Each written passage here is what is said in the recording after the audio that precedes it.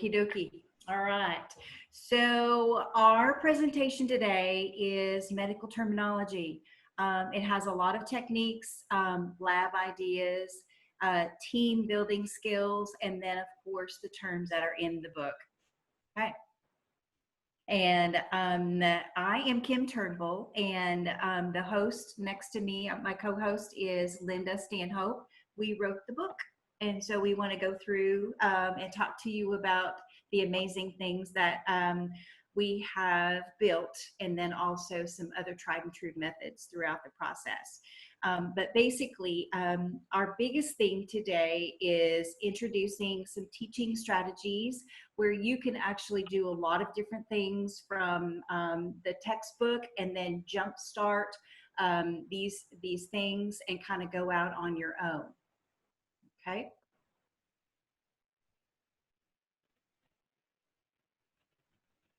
Okay, so key features of the textbook. And these are great little additions that happen within the textbook. And what happens is it gives you some ideas where you can kind of springboard off of these things. We're going to talk about each one of these as we go through. And so we won't dwell on this slide, but just these are the added features of the textbook that kind of help you engage your students. And so let's start off with the first one. So we have case studies at the beginning of every chapter, and this kind of gives the students a chance to take a look at real life situations. And this is Kraylin, of course. And so basically her story is set forth, and then throughout the chapter, you can kind of look at what happens, you know, with her scenario and go back to her story. But then also at the very end, we have a medical record practice that goes along with that scenario. And so you can kind of look at what's real in a chart. And throughout the textbook, we've got samples of what different pieces and parts of a real patient's chart looks like. And so that's real world. And so Kraylin, you know, had a problem with mono. And so that's always a very cool thing to see as far as the here and now. One of the other things that we have is a ponder this, and we've got several of them sprinkled throughout the chapters, multiple. And so this one talks about the most common broken bone in your body. And so you can get a little class discussion going on how they perceive what their thought process is as far as what, you know, pretty much number one, the name of the bones, and then talk about the most commonly broken one. And then we do have an instructor's manual that you can kind of go to if you really don't know that answer, then it will be sitting there in front of you. So, oh, we went backwards. We did. Sorry. That is okay. I don't know how that happened. Yeah. So our answer would be, of course, the one that sticks out next to our shoulder, which is the clavicle. Yeah.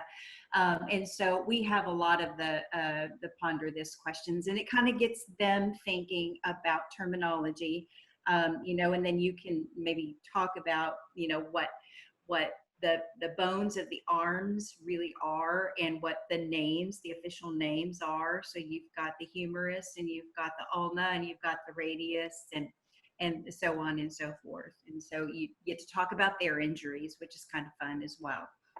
Another ponder this, we picked one from the renal chapter, and this is a very intricate type of a work. The kidneys are kind of difficult to understand, and so this one talks about the GFR rate, and so the elderly and how bladder conditions and terminology happen. And so you know, those are cute little ideas that you could introduce into your classroom to kind of break up the monotony. And then we have, we've kind of pulled some HOSA events into the textbook. And this is one that medical assisting has uh, in their skills set. And so this is an example of the dipstick urine test. And so this is actually a springboard. If you actually do, if you can get permission from parents and your school to do the real test. I used to do this in microbiology. And so we would actually have discussion on number one, dehydration, because a lot of kiddos don't drink enough. And then number two, also the urinary tract infections. We had several of those that we picked up when we actually did the dipstick test. All right, so yeah, the dipstick, this is one of those things that is pulled in from the HOSA event. It's one of the competitions that medical assisting has within in their list of events. And so this is a great little tool to find out how the students are doing too. If you can get some permission from the folks, they might possibly give you permission for them to test their real urine. So it's a really good springboard on number one, dehydration, because the kids don't drink enough. We also have found infections, urinary tract infections in the past. So it's kind of a very good tool to talk about what you drink and what you eat. It comes through your urine. And then we have other techniques, the team challenge. Now, in medicine, you don't do things alone. And so this is a very nice feature where you can get up out of your seat, work with buddies. And this one is pulled from the respiratory chapter. And so it's a take a deep breath.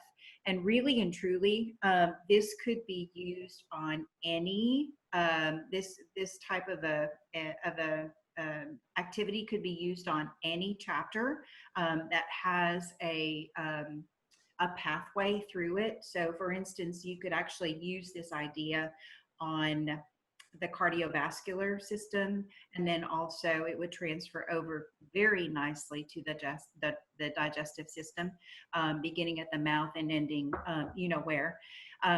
But this one kind of focuses on the respiratory system. And so the kids get up as a team, take a deep breath, look at the cards, place them in the order in which the air would flow through into their body, and then backwards. The first team that wins,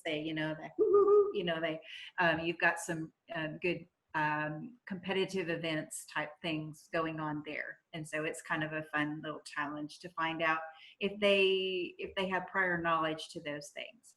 We also have little snippets of inquiring minds. This is it's kind of like a little tidbit of information where you give them the surface and then they have to dig deeper.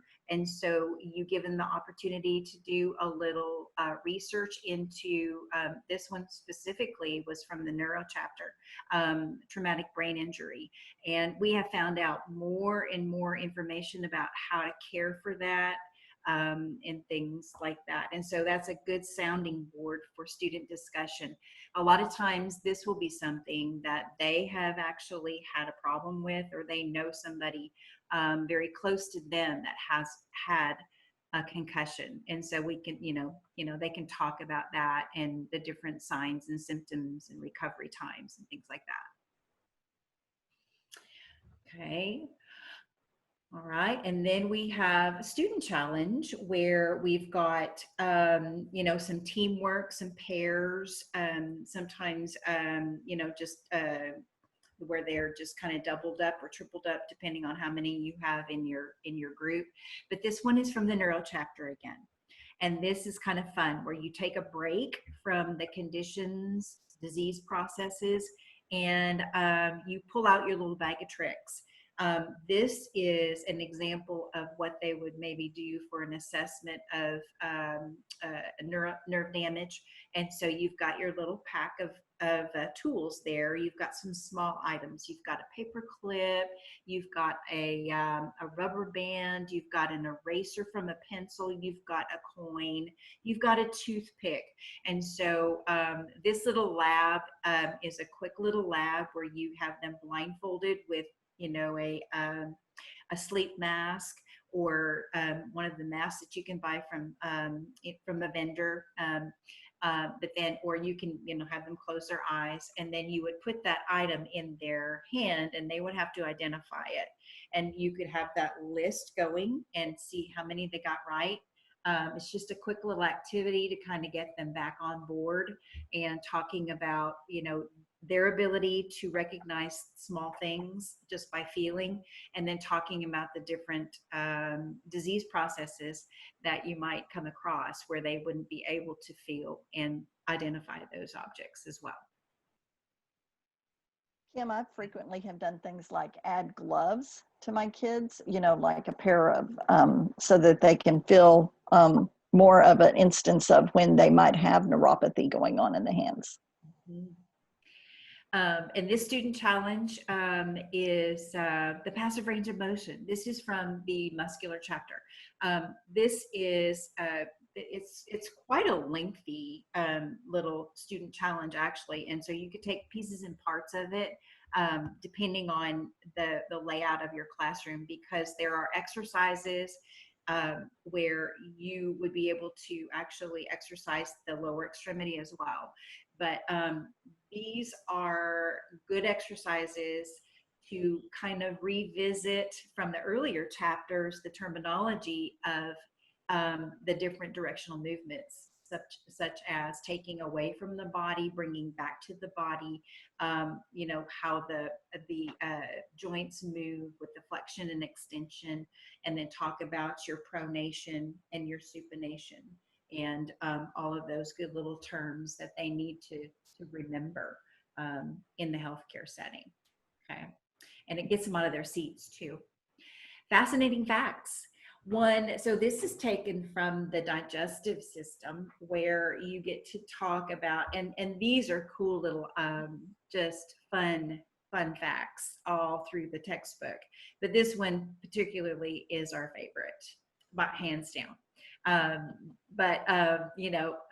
This happens on a day-to-day basis, with everybody. And so it's kind of fun to understand why there's a distinct odor. And so you kind of talk about the different bacteria that are normally in the body, and then you can kind of, jump off into ones that might not be so normal. And then you get to talk about the disease conditions and things like that. So it's a fun springboard as well.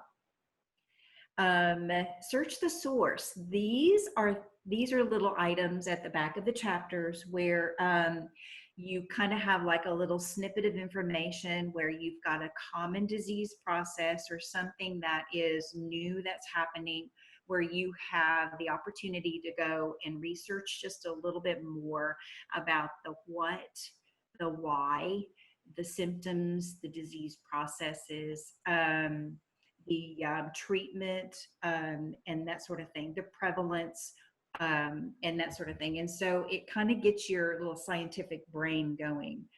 It's just a great extension for those that need just a little bit more to kind of reach for, the ones that get done with things and then, really have questions about different topics and different disease processes. Okay, I'm going to jump in and talk about some of the tried and true practices. We've also added instructions in our book on the instruction manual on how to do these different drills. But I'm going to kind of show you just a couple of them real quick here. For instance, our whiteboard activities. One of the things that I do use with my kids a lot, and so does Kim, in any kind of setting, we use like the whiteboards. But a cheap way to do a whiteboard is actually to use just a page protector with a paper in it, where then a dry erase marker, and the kids can use that as a whiteboard. Or what I mean by whiteboard, if you have the ability to buy like the shower board or the pre-made whiteboards that a lot of companies sell. One of our favorite games to play with that is actually word surgery and word construction, and I'm going to give you a quick demo of both of those. So what word surgery would look like is I'm going to place up for my kiddos a medical terminology word, and the kids in the beginning, they work in groups where they're breaking it down, kind of learning how to do that. And then as we progress through the chapters and they've kind of got a grasp, they actually do this individually. But then the kids will quickly hold up their boards. And so at the holding up of the board, they would give me the correct answer, which is inflammation of the stomach and intestines. There you go, Kim. It's hard to read, but I got you. Oh, sorry. Just doing that one more time, you know. So I generally put my words actually on a PowerPoint, just because it makes it so much easier to, you know, show on your smart board or, you know, through a PowerPoint type activity. So sit still. Once again, I give the kids just a little time. They are very competitive. So they are all rushing to write down what that word means. So they've broken it down, and we call this word surgery. Word construction is a little higher level. And so I generally do this after they've really got a good grasp of the word surgery. But here I'm actually doing the opposite. What I'm doing with that is I am giving them the layman's term or English term, inflammation of the joints. And my kiddos, oh, Kim, you are fast this time around. Arthritis That's an easy one. is the word that we'd be looking for. So hopefully you understand what word construction looks like. We actually have words in the book that you can play these games with, or the kids can do them individually as a exercise. Okay. Card sort. Now what card sort is basically you're using your flashcards, only you're doing just one side. And it's just like any other matching game where you have got your term on one of the cards, and on the other cards you have got the definition or description. And so the kids can play this individually at their desk, or they can do it as kind of a team activity. The fly swatter game, my kiddos love this. It never gets old. You can play it, the kids can play it at either their table, or you can put these up on like overheads around the room with on the wall. But essentially the kiddos are you're gonna break them up into teams, and they are going to try to, you'll have a caller. And so the caller, for instance, would give the word heart, and the first team that actually hit cardio, very good, would be the one that scored the point for that. And so you're going to keep through. This is a great game to play with any kind of vocabulary / medical term where you're just looking at descriptions there. And, you know, I used to use this in microbiology when we had to learn, number one, the name of the scientist. And then we went through and we did the major microorganisms, the names. And so they really had a good chance to learn the names. And so really you can take it to any classroom. It's a fun game. It is. The kids really enjoy it. And if you don't want to use fly swatters, I've done even the finger point, you know, so that that's on the desktop, you know. So you can do it in all different ways. But the theory is the kids are being competitive, and they're using those quick learning skills. Another thing that I use frequently with my kiddos is diagram drills. And so, you know, with your diagram, you can see here, it's clearly a whole listing of medical terminology. But we go over this as a classroom when I am usually in my lecture. I'm explaining these words, and we kind of talk about it as we're talking about the anatomy. And then what I have my kiddos do is I let them know that tomorrow you're going to have a diagram drill.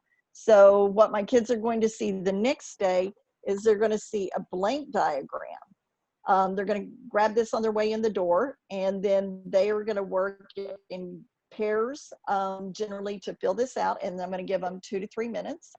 to see how many of them they remember from yesterday.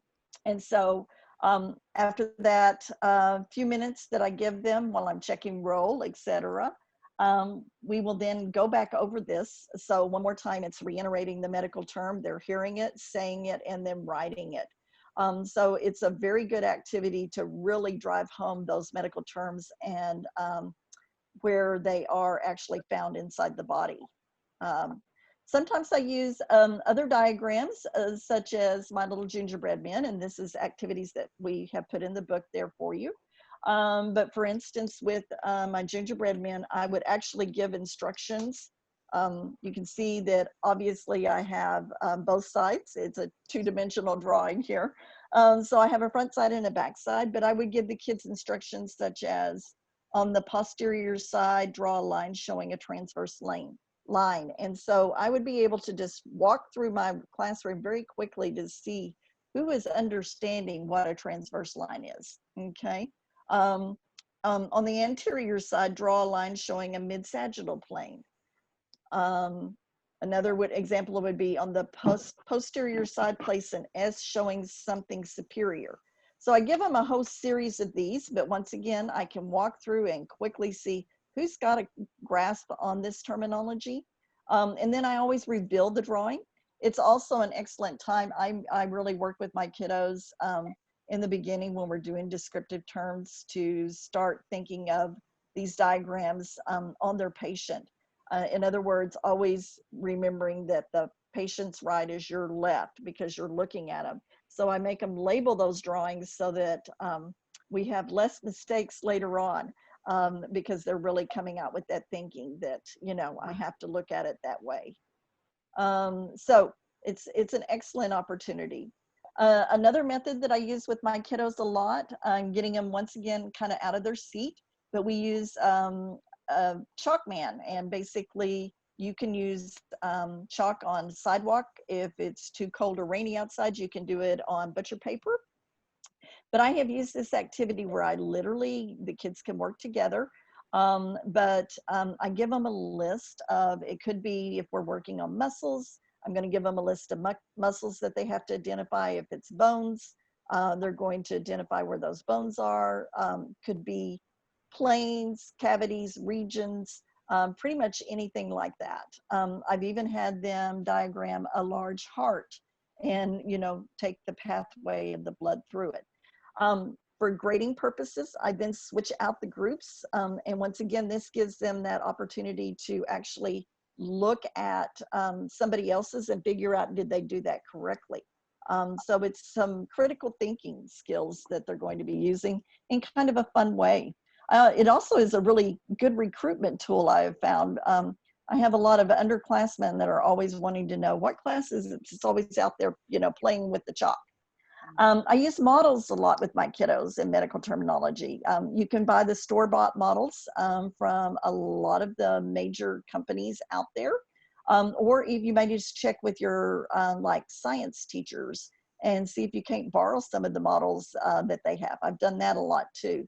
Saves on the budget. But this is an opportunity for the kids at the table there to really look, and you know, I let them label with sticky notes, etc., you know, just to kind of get a better feel for it. Sometimes we make models of our own. For instance, the creepy baby doll lab. My kids started calling it that. I just called it the baby doll lab, but they think all the baby dolls look a little on the creepy side. So it finally got its name changed. But essentially, what I did is I went to the Salvation Army and I purchased a bunch of baby dolls for 50 cents to $1. I reuse them over year and year and year after. I give them a series of directions for them to use actually on that baby doll, using like a vis-a-vis or a dry erase marker. And so what I've done is I will give them, once again, an example would be draw a mid-sagittal line on the anterior side of the trunk of the doll. Place an X on the left hypochondriac region. So I give them a series of instructions of what they're doing. And then they are going to actually take their baby doll up to my desk where I can either check it off physically for them, or I actually have a master doll, which has already been done correctly, and they can grade it themselves. Once again, it gives them that opportunity to self-reflect, okay, I didn't know this one, type of thing. Collages, in the age of technology, we're using a whole lot of technology, especially nowadays. But sometimes it's kind of fun to go old school.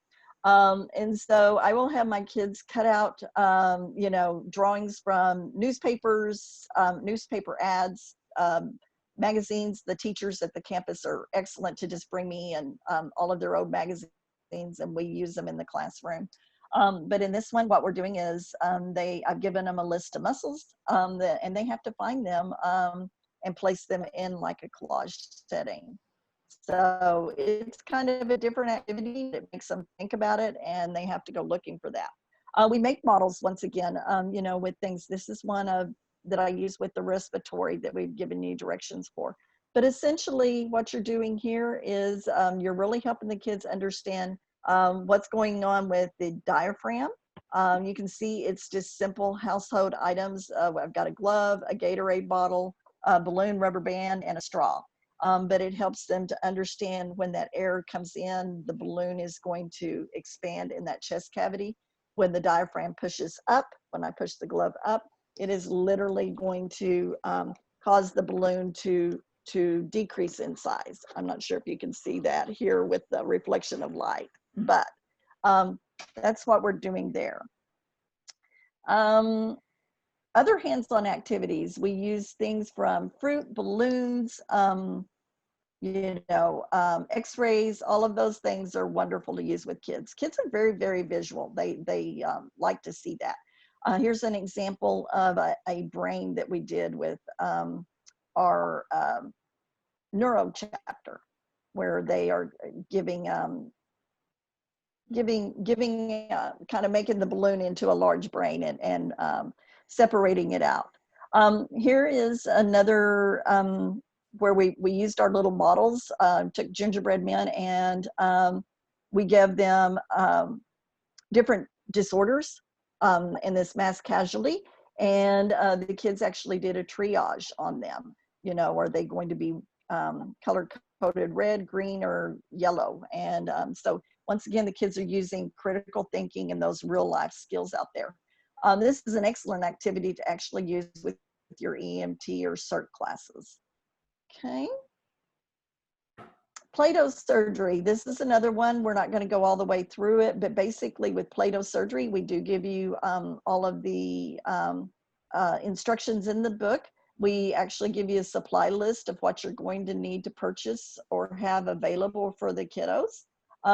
Then we give instructions for what we want the kiddos to do, literally, step by step.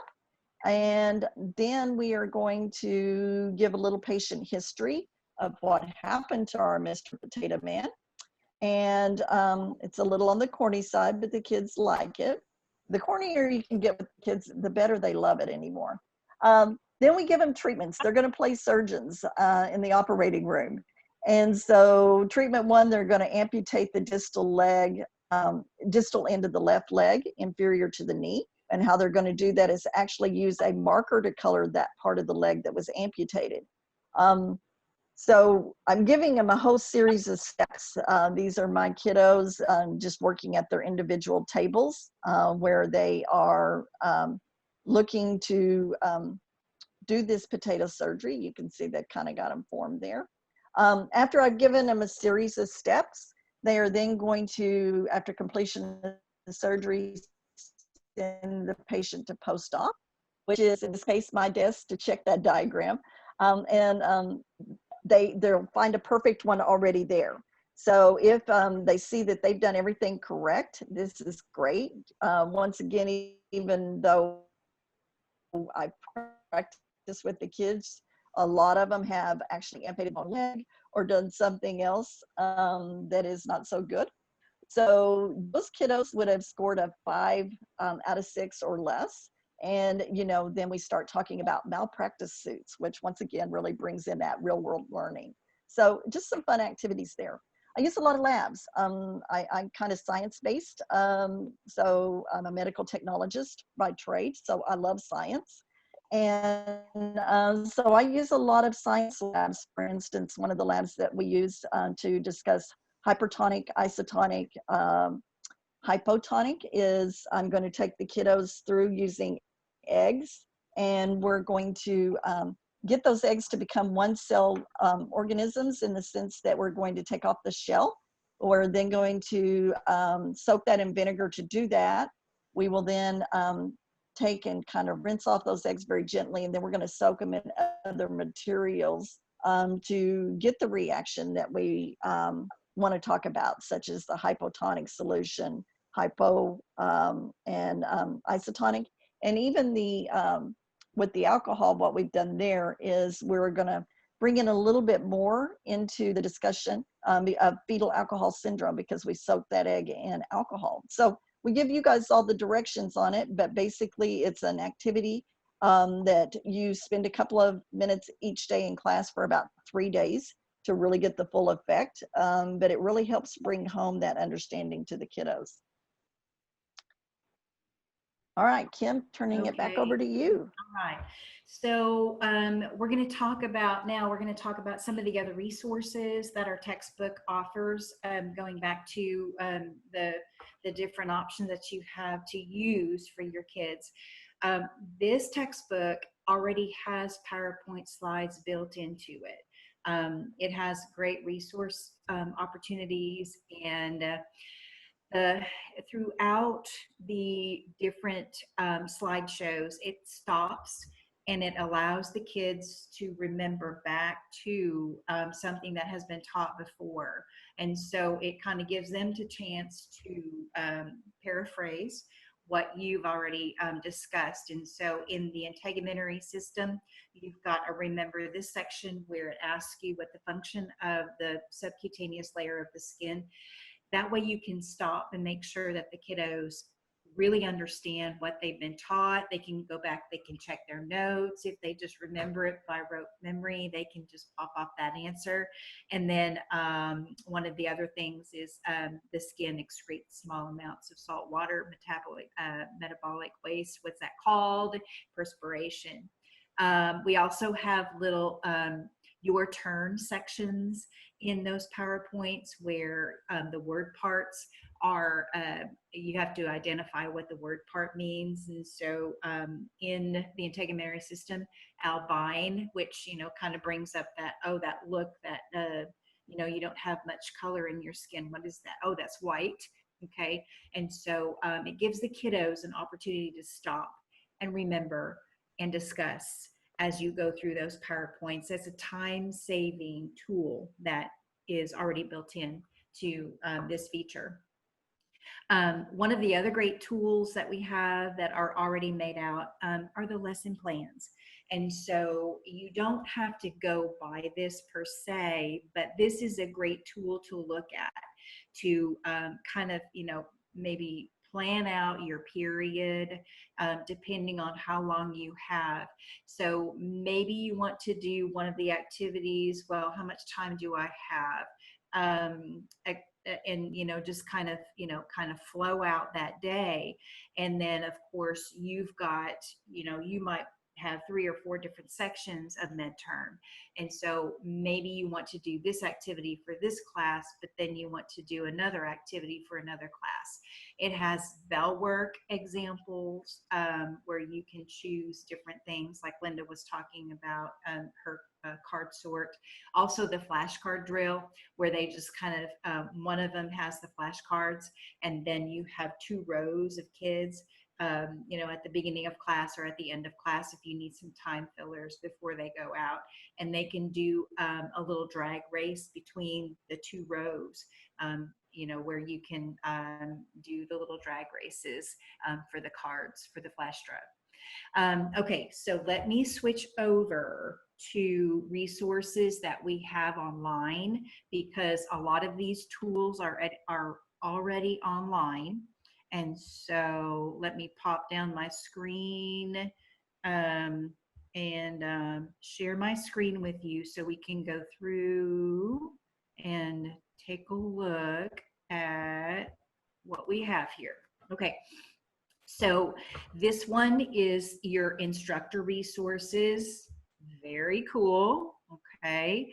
And so this is going to offer different resources in the chapters. If we'll just take a peek at it. So you've got your lesson plans there. So this would be um, term list, medical term list, flashcard, drill instructions. And so let's just peek at that one here real quick. And so it gives you the instructions on how to do that. So that's very, very nice. Okay. All right. Just kind of wanted to take a look at that one real quick. And then also, let's take a look at your lesson plan instructions. Okay. And this is a really a good time saving tool to where you don't already have to map it out. And so you can kind of take a look at how long things are lasting and decide, you know, how you want to spend your time during this chapter. And so you've got several activities that go along, you know, with that chapter, just to make sure your kids are well versed in what they need to know. Okay. This one is this one is actually the student site where you've got some activities. And so I'm going to go down to one of the ones that is the hardest, I think, and that's the spelling. Okay. And so if we go into the spelling, what happens is when you play the term, okay, and I don't know. Amphiarthrosis. Oh dear. Okay. So we're going to go to the next one. Amphiarthrosis. I don't think I can. I know. So we're going to go with this one. This one is Amputation. amputation. Let's see if I can spell amputation. I don't think. Oh wait. I gotta type it in here. Amputation. Okay. So then I can check my work. Yay, got it. Okay, so this gives you some practice on the spelling part, and that's really the hardest part, but it is very, very important. There's labeling art activity, which is kind of fun, where you draw and drag, and so you can, I'm gonna pick the coccyx, okay, and see if I can put it in the right spot here, and then maybe the femur, okay, and label the femur, okay, and then I'm going to check my work to see how that goes. Okay, I got 2 right. Okay, all right, that's awesome. Okay, good. But this is a great tool to be able to, you know, to take a look at. Let's see some of the other ones that we have here. This is the textbook itself. And so you have online textbook, which is nice. This was what the kiddos would have. And then let's take a look at our workbook here. This is an extension tool that is fabulous. So within the textbook itself, you have all of, oh, let me go back and just show you one thing. Hang on just a second. Okay, so in the textbook, let's take a look at the first chapter. And this is what's very cool about this. And so at the very back of the textbook, you have the option of maybe assigning some assignments, okay? And so you've got several options to kind of remember those tools. I'm trying to flip through here pretty quick. This is basically a really good tool to make sure that your kiddos are understanding what is in the chapter, the terms, but there is chapter review is at the back of the book, and so it's a great way to At the back of the chapter. I'm sorry, at the back of the chapter, yes. And then we also have cumulative reviews that are going to happen every couple of chapters. And so once again, the kids are having to go back and reflect on those terms that they used previously. Mm-hmm.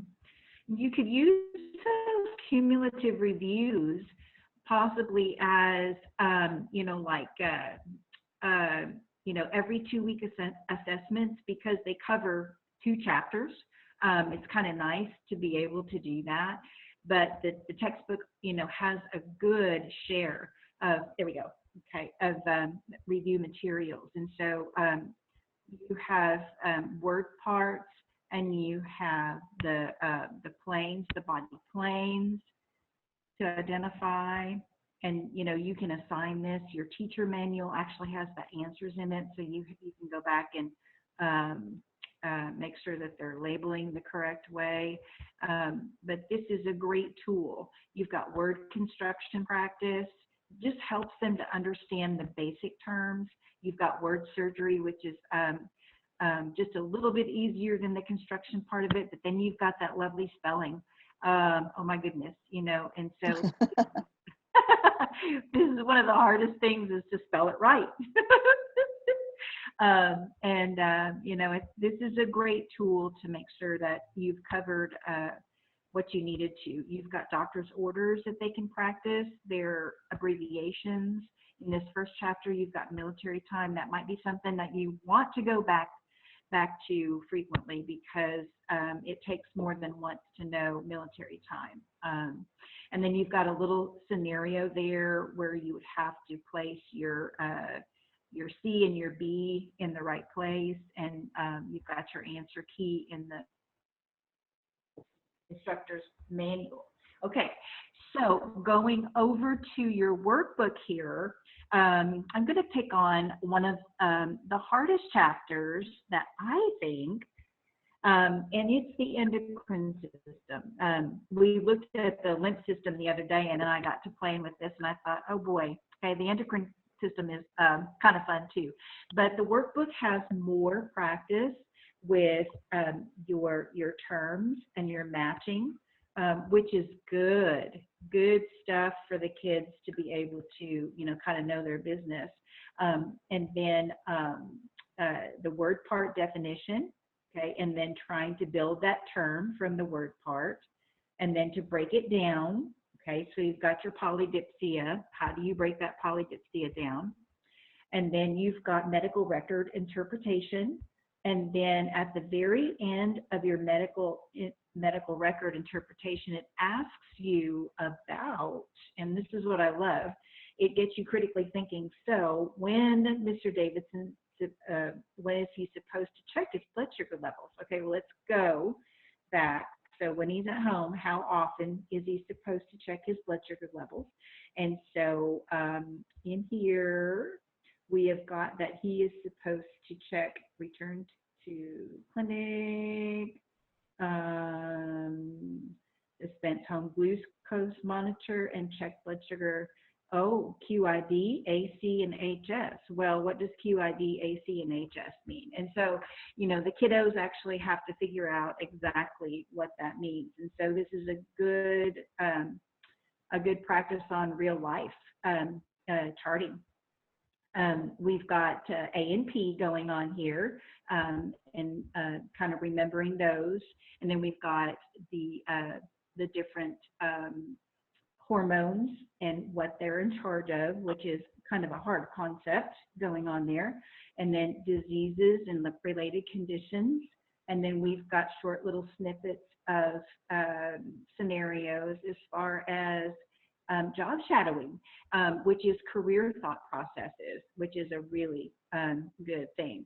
And then we've got diagnosis and treatment related matching items. This workbook is an amazing tool because it's chock full of different practices. So anyway, and then let's see if we've got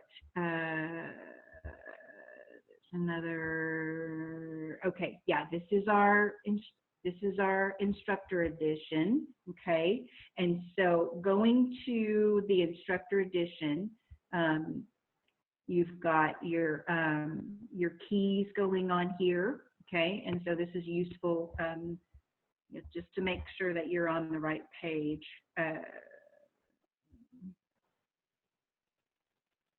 I think it just went into the chapter, Kim, instead Did of it? the answer key. Oh, okay. I think you Okay. clicked on the wrong.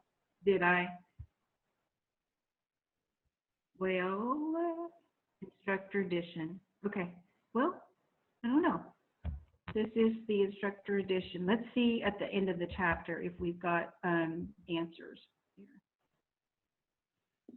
We can get there fast enough here.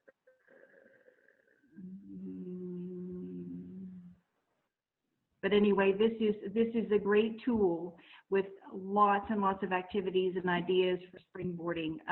You know, so you can get your kids out of their seats and not just in front of note taking, to pair up in teams and to kind of get used to each other. Being able to communicate the right way and with that terminology. I think you're right, Linda. I think this is. Yeah, I think you needed to hit answer key for the electronic version. The written version is a little bit different, Okay. or the hard copy. Back.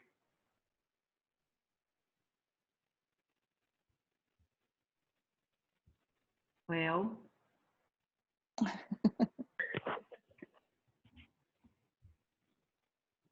That's the student site. Okay, that's our practice. I wonder if I clicked off of it. Well, I'm not sure how to get back to it. Here, let's see if this works. Nope. Anyway, okay. Well, that is basically this textbook is an amazing thing. Linda, do you want to pull your screen back up or? All right. Yes. So, information on Intro to Medical Terminology by Linda Stanhope, Kim Turnbull. There's your ISBN number. It is a hardcover. Copyright 2017. We are actually working on the second edition, which will come out in 2023. But you've got your link there also. And I believe that when this is shared with you, you can click on that green link. It'll be active to where you can actually go to the resources and check it out. All right, thank you very much. We hope that we've given you some great ideas on how to teach medical terminology. Have a great day, HOSA advisors. Thank you.